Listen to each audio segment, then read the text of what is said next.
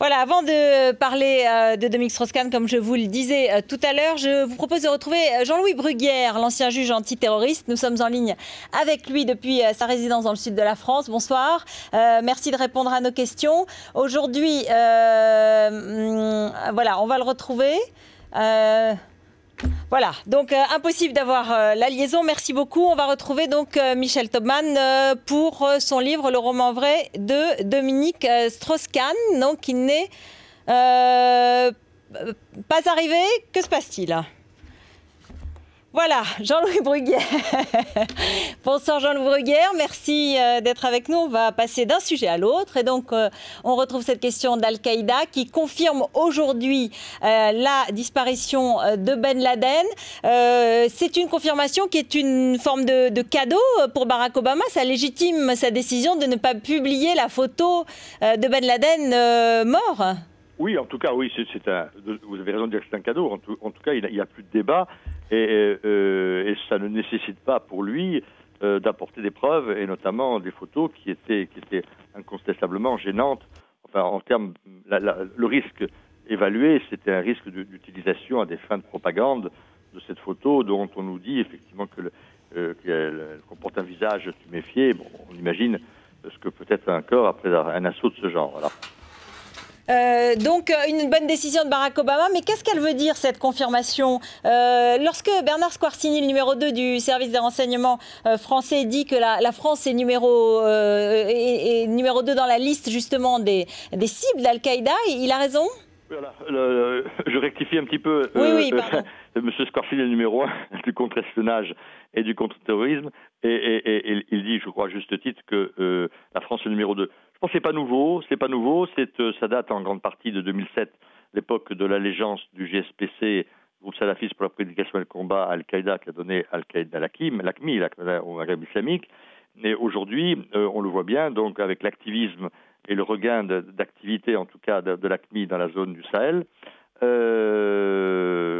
et également, comme vous avez pu le constater, l'ensemble de ce qui a été diffusé par Ayman El-Zouairi ou l'ensemble des gens de la fin du mois de l'état-major d'Al-Qaïda, la France est effectivement considérée par ces organisations comme étant une cible prioritaire, un peu moins que les États-Unis, mais en tout cas à peu près au même niveau. Donc, Est-ce que selon vous, il y a déjà un successeur à Ben Laden ? Et est-ce que lorsque le communiqué annonce un message enregistré de Ben Laden qui serait diffusé bientôt, qu'est-ce que cela signifie ? Écoutez, moi je pense qu'une des significations, je pense importante, c'est que l'organisation Al-Qaïda tente de faire accroire au monde que la mort de son chef charismatique qu'il incarnait ne signifie pas pour autant la mort d'Al-Qaïda. Alors ça, c'est à voir, mais en tout cas, je pense que c'est une des raisons. Si vous voulez, l'homme est fongible dans l'organisation, et la disparition de l'homme n'entraîne pas ipso facto la disparition de l'organisation.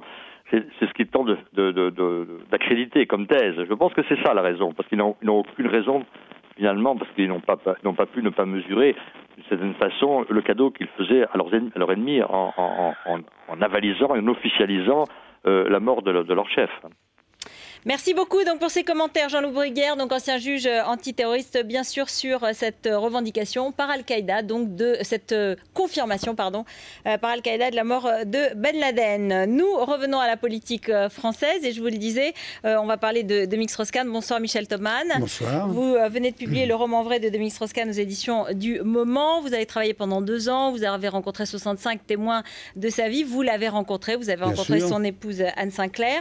Alors on va commencer. On va d'abord commencer par la photo dont tout le monde parle, la photo de Dominique Strauss-Kahn avec la Porsche noire et sa femme dans les rues de Paris, qui a fait le tour du net, donc apparemment la Porsche appartiendra à un de ses amis, un de ses proches, à une personnalité peut-être qui s'occupe de sa communication.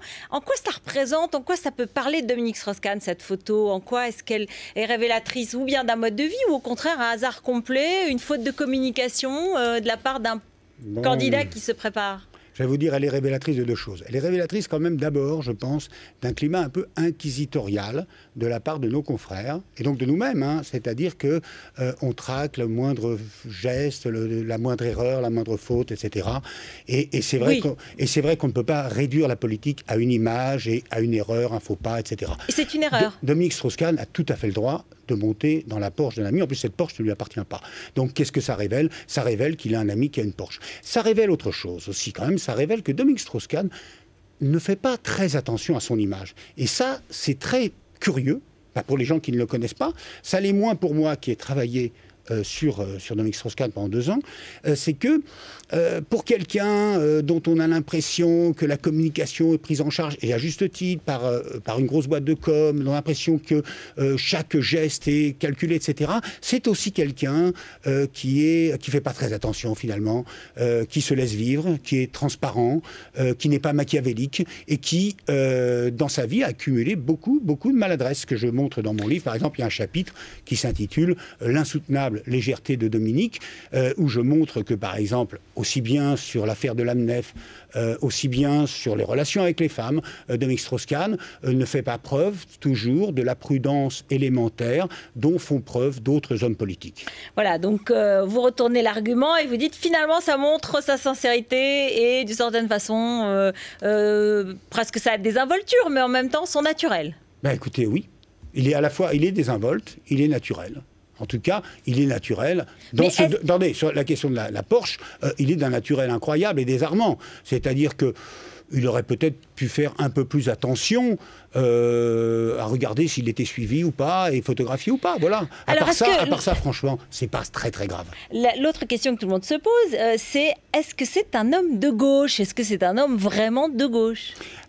Bonne question. Alors d'abord, écoutez, il y a gauche et gauche. C'est-à-dire que si évidemment on considère que la gauche, c'est Olivier Besancenot, c'est l'anticapitalisme, que c'est le Parti communiste, Dominique Strauss-Kahn, non, ne fait pas partie de cette gauche. Vous révélez qu'il est passé par le Parti communiste. Oui, il est passé, ça, bien sûr. On l'a un peu oublié, oui, franchement. Mais hein, rapidement peut-être. Dominique Strauss-Kahn est typiquement un social-démocrate, un réformiste, et il a, je dirais, toujours plus ou moins été, en tout cas depuis qu'il est à l'âge adulte.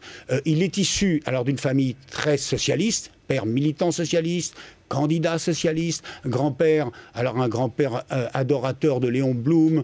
Alors c'était marrant, c'est très marrant dans sa famille, ce que je raconte dans mon livre, c'est effectivement les dîners à table, c'était quasiment des vrais congrès socialistes, avec le grand-père qui était SFIO, qui soutenait Guy Mollet et la guerre d'Algérie, et le père qui est passé au PSU, qui soutenait Mendès France et qui était anticolonialiste. Hein. C'était toujours de la politique, c'est toujours de la politique à gauche. Donc il a baigné dans ce milieu. Alors ça c'est pour son passé. Pour son parcours à lui, il a été communiste entre 68 et 72, quand il était étudiant.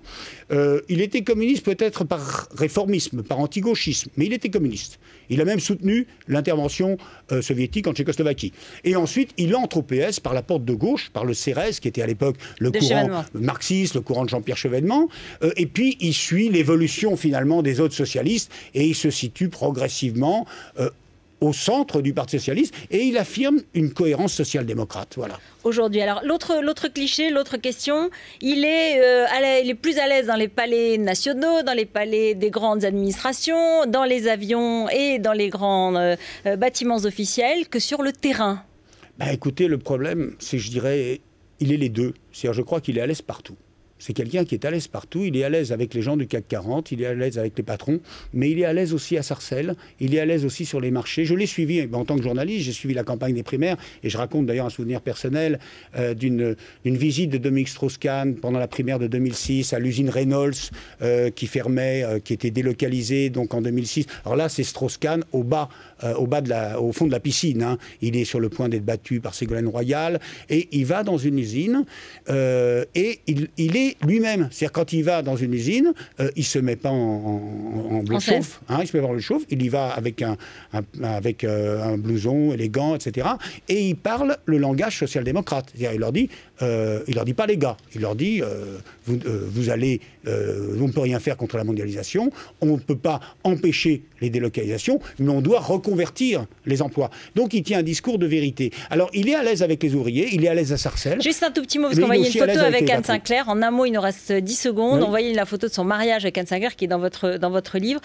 Quel rôle joue-t-elle, quel rôle jouerait-elle comme première dame? Alors écoutez, ça c'est à elle qu'il faudrait demander. Oui, bien sûr, mais selon vous, vous l'avez rencontrée. Bon, moi ce que je pense, et ce que je dis dans ce livre, c'est qu'effectivement, Dominique Strauss-Kahn est un homme à femme. C'est un homme qui aime beaucoup les femmes, mais c'est aussi un homme qui aime beaucoup sa femme. Et c'est un couple extrêmement soudé, extrêmement fusionnel.